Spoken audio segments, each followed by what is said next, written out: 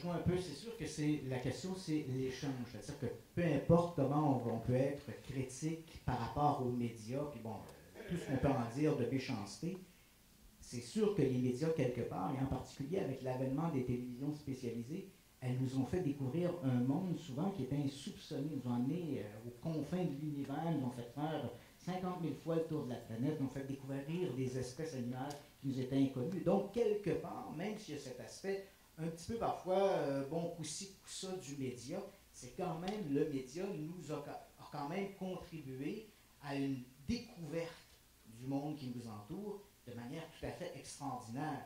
Et en particulier la télévision, parce que bon, il ne faut pas se le cacher, la télévision, c'est le médium numéro 1 de la transmission de l'information.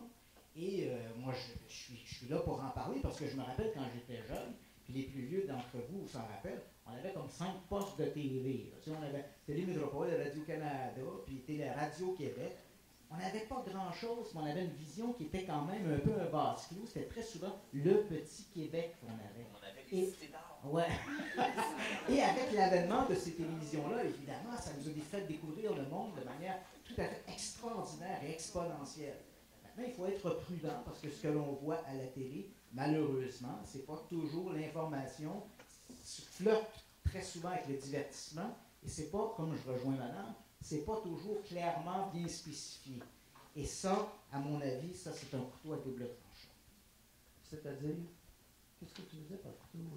Ben, c'est-à-dire que les gens vont, à partir du moment où on ne met pas une frontière claire entre ce qui est un documentaire et ce qui est un divertissement, les gens vont en venir à croire que le divertissement est la vérité.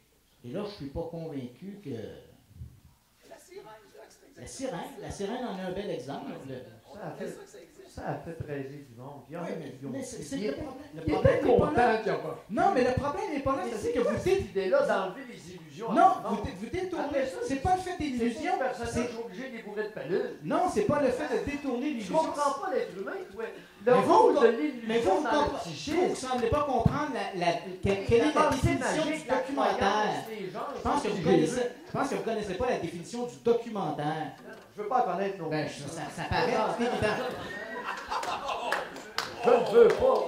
Je la veux pas, ta différence entre le documentaire. Oui.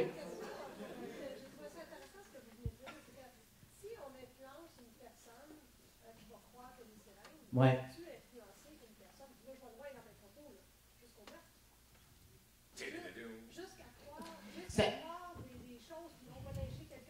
Ouais. Je ne sais pas son pas. C'est sûr qu'il va y avoir un impact.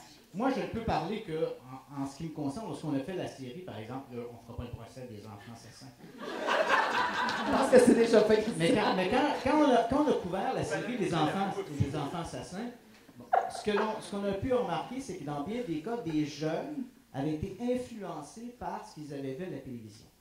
En revanche... La méchante télé. T'es pas sérieux. Est-ce que je peux finir?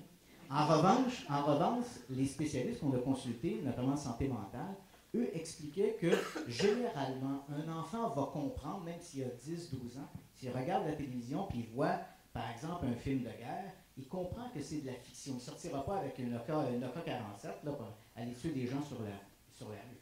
Mais par contre, mais il y a des jeunes qui sont moins bien équilibrés, qui peuvent...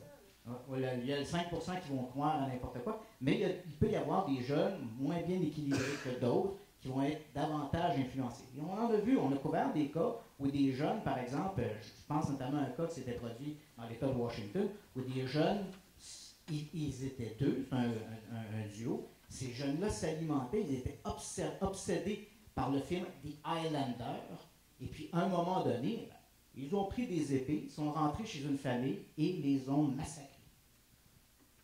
Est-ce qu'ils ont eu du plaisir? Non. Il y a 4% de la population d'individus chez les hommes qui aiment tuer. Ça, c'est une nouvelle que je pourrais peut-être vous apprendre. Quand tu es face à quelqu'un comme ça, là, tu peux être sûr que tu n'es pas drôle. Parce que le gars, il aime tuer. Il y en a qui aiment ça. Et sais-tu à quel âge ça commence, quelqu'un qui aime tuer? Ça commence à 9 ans. Y a-tu des spécialistes qui t'ont dit ça? Il y a Oui. tu le dire. Oui, Ils te l'ont dit? oui, mais Parfait. la question ici était de voir dans quelle mesure le média a pu, La réalité, pu- c'est pu ça. influencer. Il y a des hommes qui aiment tuer, puis ça commence à 9 ans. Ils aiment torturer les animaux, ils sont cruels, et ils aiment ça. Mais ce qui est intéressant, c'est justement, ça peut influencer 4% d'une population. Ils n'ont pas besoin d'être influencés, ils aiment ça naturellement, tuer. Est-ce que tu es capable de comprendre ça? Oui, je suis capable. Mais Bon. si on leur confirme en plus, on les identifie. Ça ne change rien, ça change rien.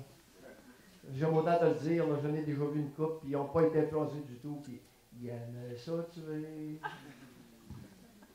j'ai écrit dans mes livres, c'est plus facile, je trouve, cacher les corps. J'essayais de ne pas les revoir.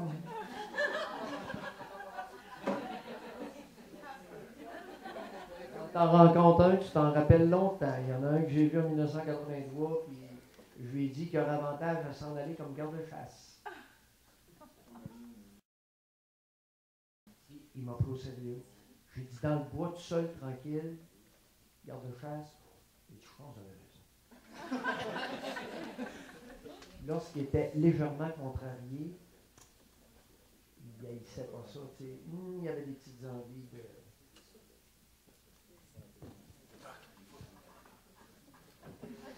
Il m'a fait peur. Lorsque tu en rencontres un comme ça, tu t'en rappelles.